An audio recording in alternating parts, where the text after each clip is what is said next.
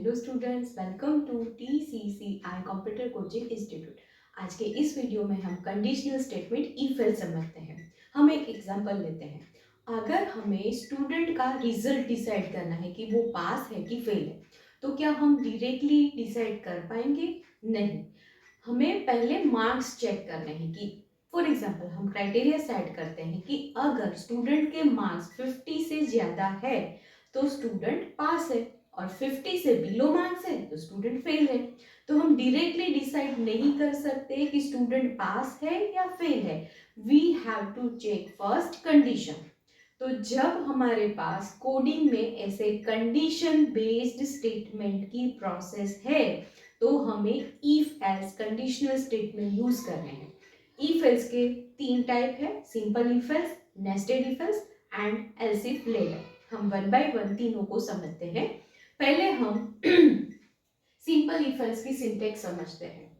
If and else keyword है सी programming में और स्मॉल में ही लिखने हैं और यहाँ पे आपके पास एक ही कंडीशन है। उस कंडीशन के बेस्ड पे हमारे पास दो स्टेटमेंट होंगे, दो में से कोई एक ही स्टेटमेंट एग्जीक्यूट होगा। यहाँ पे सबसे पहले इफ राउंड ब्रैकेट, उसके अंदर आपको जो भी कंडीशन है वो लिखनी है। इफ राउंड ब्रैकेट के अंदर कंडीशन, यहाँ पे सेमीकोलन कुछ भी नहीं करना है। उसके बाद दो कर्ली ब्रैकेट के बीच में यहाँ पे हमने फर्स्ट वाला स्टेटमेंट लिखा होगा, लास्ट में सेमीकोलन। उसके बाद एल्स कीवर्ड, दो कर्ली ब्रैकेट, उसके अंदर स्टेटमेंट सेकंड, लास्ट में सेमीकोलन। ये इफ एल्स का स्ट्रक्चर हुआ, सिंटेक्स हुआ। इफ के साथ ही कंडीशन लिखी जाएगी, एल्स इसी कंडीशन का पार्ट है, एल्स के साथ कंडीशन नहीं लिखनी है। ये जो इफ वाला पार्ट है ये हमारा ट्रू पार्ट है कि अगर कंडीशन ट्रू होगी तो ये वाला स्टेटमेंट एग्जीक्यूट होगा, आपका कंट्रोल एल्स पार्ट में एंटर ही नहीं होगा। और अगर कंडीशन फॉल्स हुई तो ये वाले पार्ट में कंट्रोल एंटर नहीं होगा, यहाँ पे कंट्रोल जाएगा स्टेटमेंट टू, फॉल्स पार्ट को एग्जीक्यूट करेगा। मतलब कोड आपको दोनों पॉसिबिलिटी के लिए लिखना है। आपका कंडीशन ट्रू भी हो सकता है, फॉल्स भी हो सकता है। यूजर को नहीं पता है कि कौन सा आंसर मिलेगा, ट्रू या फॉल्स। लेकिन जब हम कोडिंग करते हैं तो हमें हर एक पॉसिबिलिटी के लिए लिखना होता है, लेकिन एग्जीक्यूशन किसी एक ही पॉसिबिलिटी का होगा। तो कंडीशन पहले चेक होगी, अगर कंडीशन ट्रू हुई तो स्टेटमेंट वन एग्जीक्यूट होगा, यहाँ पे कंट्रोल जाएगा ही नहीं। और अगर कंडीशन फॉल्स हुई तो कंट्रोल यहाँ पे नहीं जाएगा, स्टेटमेंट टू को एग्जीक्यूट करेगा। इसको हम एक और एग्जाम्पल के साथ भी समझते हैं। यहाँ पे हमने मार्क्स वाला ही एग्जाम्पल कंटिन्यू किया है। मार्क वेरिएबल है हमारे पास जिसमें हम स्टूडेंट के जो भी मार्क्स है वो रन टाइम पे एंटर करेंगे। फॉर एग्जाम्पल हमने मार्क्स एंटर किया 76, राइट। तो यहाँ पे मार्क की वैल्यू क्या है आपके पास 76। तो इफ के साथ हमने कंडीशन लिखी हुई है, if mark greater than 50, mark की वैल्यू है 76। तो क्या हुआ स्टेटमेंट, इफ 76 ग्रेटर देन 50, यस और no, yes 76 is greater than 50। तो ये कंडीशन आपकी क्या हुई, ट्रू। तो ट्रू हुई तो ये फर्स्ट वाला आपका ट्रू पार्ट ये एग्जीक्यूट होगा, कंट्रोल एल्स पार्ट में एंटर ही नहीं होगा। तो यहाँ पे आपका ये जो स्टेटमेंट है स्टूडेंट पास, आउटपुट में ये मिलेगा, ये वाला पार्ट हमारा एग्जीक्यूट होगा ही नहीं। अब दूसरा एक एग्जांपल भी हम ले सकते हैं कि आपके पास दो वेरिएबल है a एंड b, a की वैल्यू है 10, b की वैल्यू है 20। अब हमें डिसाइड करना है, जैसे हमने ऑपरेटर में, रिलेशनल ऑपरेटर में ग्रेटर देन साइन का यूज किया था, तो यहाँ पे वही एग्जांपल a b से ग्रेटर है कि नहीं ये चेक करना है।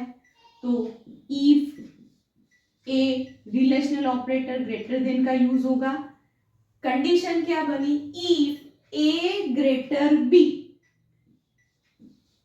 पहला पार्ट, एल्स वाला पार्ट, अगर ए बी से ग्रेटर है तो हमें क्या एग्जीक्यूट करना है, प्रिंटफ में ए इज ग्रेटर, और अगर ए बी से बड़ा नहीं है तो नॉट ग्रेटर। तो यहाँ पे ए और बी की वैल्यू हमें रन टाइम पे एंटर करनी है, डायरेक्टली भी असाइन कर सकते हैं। तो ए की वैल्यू है 10, बी की वैल्यू है 20। तो चेक होगा 10 ग्रेटर देन 20। तो यहाँ पे कंडीशन क्या बन रही है, 10 ग्रेटर देन 20, यस और नो, नो। यहाँ पे हमारी कंडीशन फॉल्स, राइट। तो फॉल्स हो रहा है तो ये पार्ट एग्जीक्यूट नहीं होगा, एल्स में जाएगा। ये आपका ट्रू पार्ट है, ये आपका फॉल्स पार्ट है, या ये पार्ट एग्जीक्यूट होगा या ये पार्ट एग्जीक्यूट होगा। It depends on condition. Condition true हुई तो इफ का ट्रू वाला स्टेटमेंट एग्जीक्यूट होगा, और अगर कंडीशन फॉल्स हुई तो एल्स का फॉल्स वाला स्टेटमेंट एग्जीक्यूट होगा। तो यहाँ पे ए बी से ग्रेटर नहीं है तो आपका आंसर होगा A is not greater than B.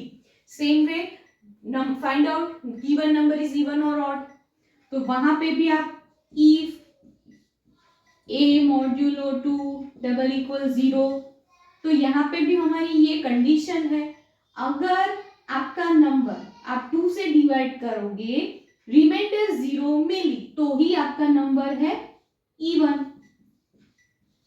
तो यहाँ पे इसके लिए हम क्या लिखेंगे, प्रिंटफ कंडीशन ट्रू हो रही है that means number is even, और अगर कंडीशन फॉल्स हो रही है तो नंबर इज ऑड। ये वाला ये मॉड्यूलो ऑपरेटर जो हमने अरिथमेटिक ऑपरेटर में समझा था कि जब भी आपका जो भी नंबर है उसको हम 2 से डिवाइड करें और रिमाइंडर को रिप्रेजेंट करना है। तो मानो यहाँ पे हमने ए में एंटर किया 10 को अगर 2 से डिवाइड करें तो रिमाइंडर होगी 0, तो यहाँ पे 0 के साथ रिमाइंडर मैच कर रही है, यस।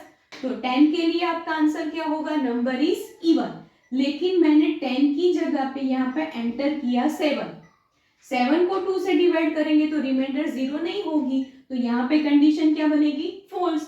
तो हमारा ये पार्ट नहीं ये पार्ट एग्जीक्यूट होगा, तो यहाँ पे 7 के लिए आंसर होगा नंबर इज ऑड। तो ये इफ एल्स के अलग अलग एग्जाम्पल है, मैंने पूरा एक प्रैक्टिकल पे भी वीडियो बनाया हुआ है, वो भी आप चेक कर सकते हैं। अभी नेक्स्ट लेक्चर में हम समझते हैं नेस्टेड इफ एल्स।